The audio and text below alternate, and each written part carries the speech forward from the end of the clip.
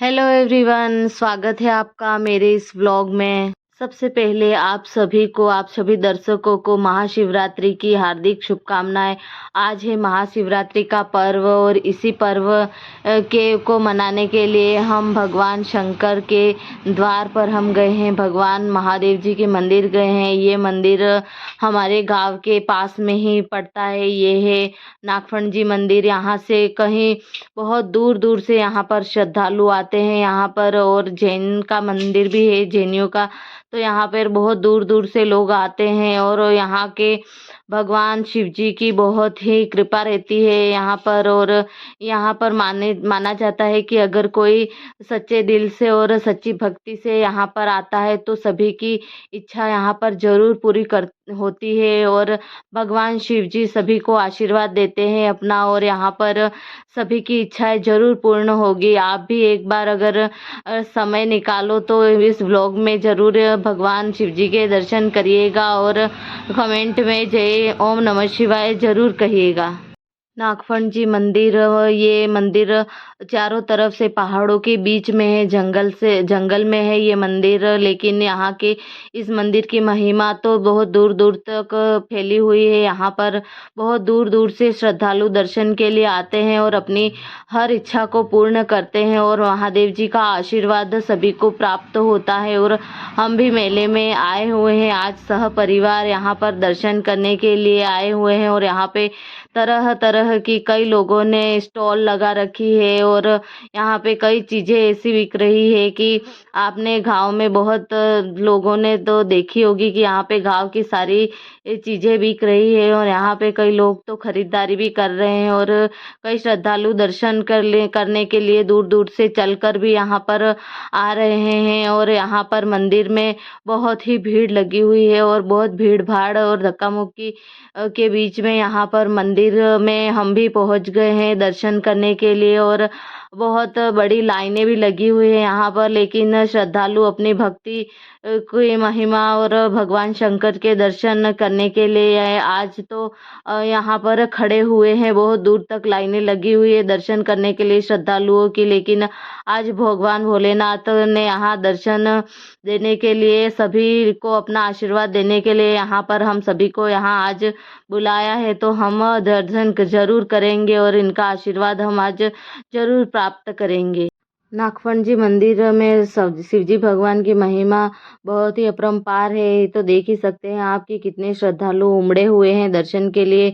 इनकी महिमा का और चमत्कार का तो एक आप क्या ही बताएं, हम बखान भी नहीं कर सकते इनके चमत्कार का और इनकी महिमा का। क्योंकि ये चारों तरफ से जंगल है और जंगल में भगवान शंकर विराजमान है। और यहाँ पर बताया जाता है कि पुराने लोगों द्वारा कि ये मंदिर में जो मूर्ति है भगवान शंकर की वो अपने आप ही प्रकट हुई है। इनका जो शिवलिंग है अपना आप ही यहाँ पर प्रकट हुआ है और बहुत ही चमत्कारी शिवलिंग है। यहाँ पर हम नंदी महाराज के कान में अपनी जो भी इच्छा बोलते हैं तो ये भगवान शंकर तक जाती है। और यहाँ पर सभी लोग की मान्यता है। तो हमने भी भगवान शंकर के नंदी महाराज के दर्शन किए और उनके कानों में अपनी इच्छा को बोला। और सभी यहाँ पर देखिए कितने श्रद्धालु उमड़े हुए हैं और सभी ने दर्शन करने के लिए सभी ही लगे हुए हैं। इतनी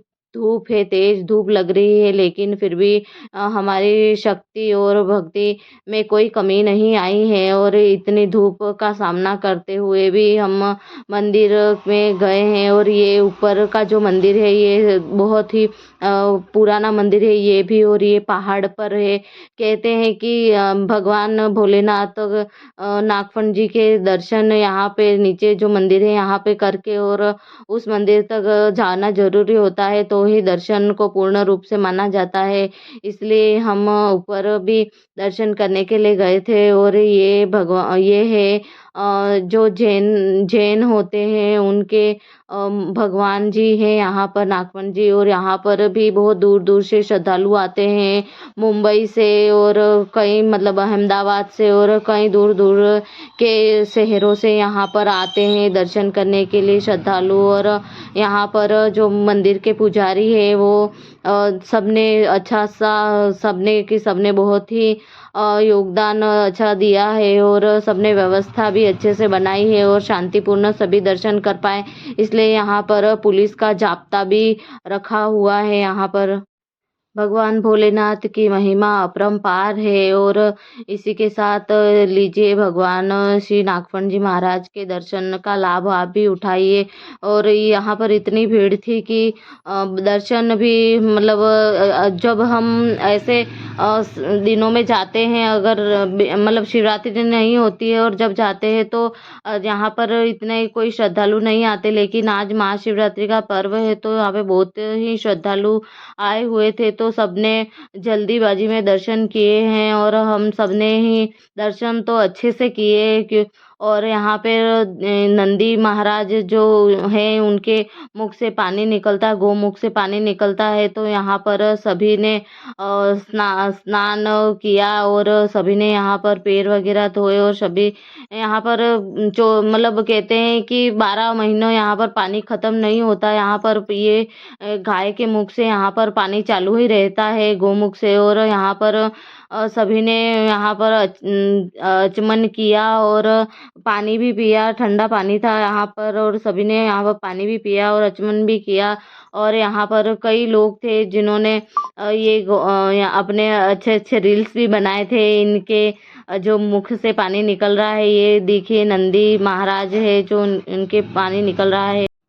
कहते हैं कि यहाँ ये जो गोमुख से पानी निकलता है वो 12 महीनों तक ऐसे ही निकलता रहता है, क्योंकि यहाँ पर कितना ही गांव में अकाल क्यों नहीं पड़ जाए, कितनी भूखमरी क्यों नहीं हो जाए, जो चारों तरफ पानी तालाबों में वगैरह ख़त्म भी हो जाता है, कुओं में वगैरह ख़त्म हो जाता है, लेकिन नंदी महाराज के ये मुख से जो भी पानी बहता है वो इसी धारा से बहता जाता है। और भगवान शिव शंकर जी की महिमा है यहाँ पर, तो इनके यहाँ तो पानी बहता ही रहता है गोमुख से, और सभी श्रद्धालु यहाँ गोमुख से पानी भी पिया, और ये पानी बोलते कभी गंदा नहीं होता है, क्योंकि यहाँ भगवान भोलेनाथ की महिमा है, तो इस वजह से यहाँ पे कभी पानी गंदा नहीं होता और ये पानी बिल्कुल शीतल रहता है, ना ही ज़्यादा ठंडा और ना ही ज़्यादा गर्म, ये पानी हमेशा अपने रूम टेम्परेचर पे ही रहता है।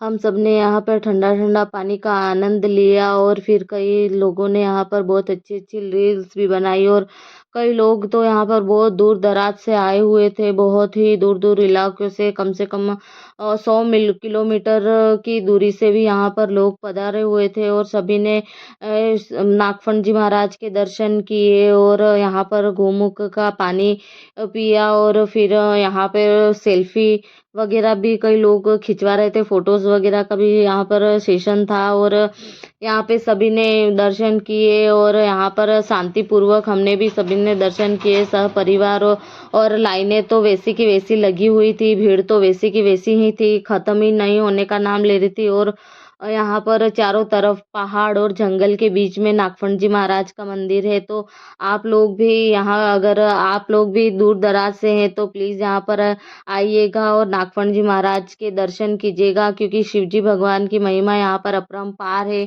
और आप भी आइएगा यहाँ पर, क्योंकि किस्मत में लिखा होगा तो आप जरूर यहाँ पर दर्शन करने के लिए आओगे।